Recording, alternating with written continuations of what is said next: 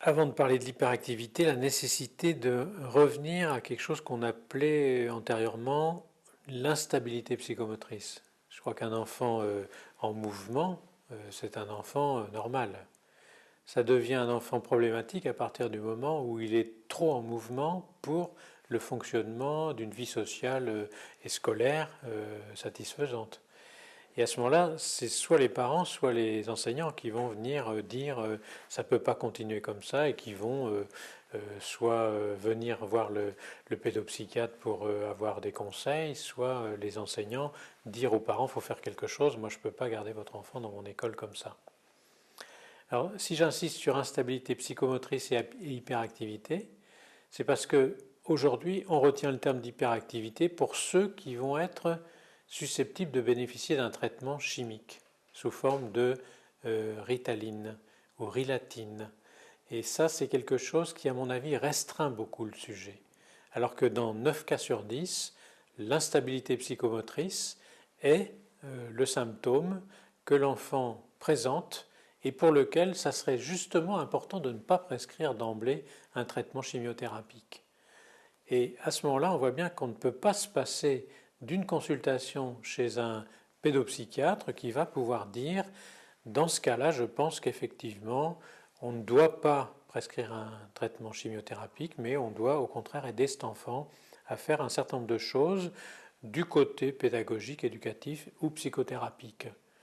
Et dans certains cas, les hyperactivités, on va prescrire un traitement chimiothérapique, non pas seulement un traitement chimiothérapique, mais un traitement chimiothérapique et un traitement psychothérapique. Et je crois que dans tous les cas, c'est très intéressant de réfléchir sur le fait que ce diagnostic peut être apporté à partir du moment où on observe chez un enfant plusieurs types de signes, dont certains sont en rapport avec l'hyperactivité, un enfant qui est trop agité, qui bouge tout le temps, qui est monté sur un moteur, qui est monté sur un ressort, qui est toujours en train de se déplacer alors qu'on lui a demandé de rester à sa place, par exemple, pendant un moment à l'école, mais aussi d'autres signes qui sont souvent en lien avec ces premiers signes d'hyperactivité qu'on appelle les troubles de l'attention. Le fait que l'enfant se déplace beaucoup a fait penser à un certain nombre de gens que, en même temps, cet enfant ne faisait pas attention à son environnement, et notamment quand il est en situation scolaire, à ce qu'était en train de dire l'instituteur. Il n'en est rien. Dans beaucoup de cas d'enfants qui sont instables, c'est pas parce qu'ils sont instables qu'ils ne font pas attention. Alors il y a des enfants pour lesquels en même temps il y a une hyperactivité ou une instabilité, mais aussi des troubles de l'attention, il faut le reconnaître. Et dans ce cas-là, c'est très intéressant de le savoir pour aider ces enfants à pouvoir travailler sur cette question. Et puis il y a un troisième type de symptôme qui est présenté par ces enfants qu'on appelle l'impulsivité, c'est-à-dire la difficulté de l'enfant à pouvoir retenir ce qui lui vient tout de suite à l'esprit quand on lui pose une question, qu'on lui demande de faire quelque chose et qui va immédiatement, même avant de réfléchir, déclencher la stratégie pour répondre à ce qu'on est en train de lui demander. Et on voit bien que dans la vie sociale de tous les jours, dans la classe normalement, quand un instituteur demande à un enfant bon alors qu'est-ce qui peut me répondre à cette question, les enfants impulsifs vont être ceux qui ne vont même pas attendre de lever le doigt, de dire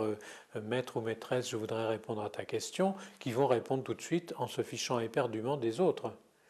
Donc ces trois types de signes, hyperactivité, trouble de l'attention, impulsivité, sont ce qui définissent l'hyperactivité aujourd'hui dans sa version chimiothérapique. Et je crois que c'est important de bien resituer ça dans le cadre plus général de l'instabilité psychomotrice, parce qu'à ce moment-là, ça nous amène à penser que ces signes peuvent être des signes non pas d'une maladie qui serait l'hyperactivité susceptible d'être traitée par chimie,